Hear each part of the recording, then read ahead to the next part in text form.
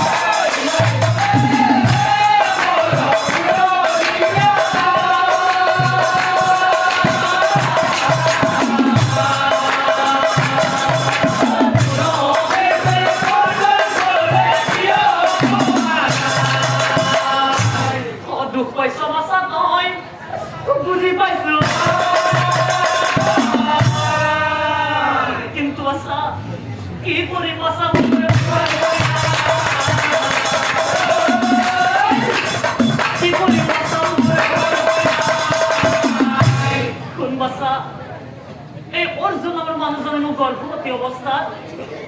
এই পাতাল পুৰোতকল খৰেৰই তেখেত হস্তিনাপুৰলৈ গুচি গ'ল যোৱাৰ সময়ত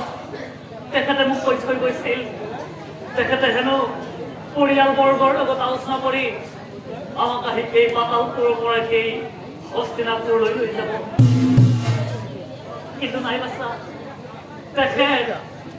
আজিলৈ আমাৰ কোনো এটা খবৰ ল'ব অহা নাই নাজানো তেখেতলৈ মোৰ মনত নপৰে তেখেতৰ মুখৰ আকৃতি দেহৰ গঠন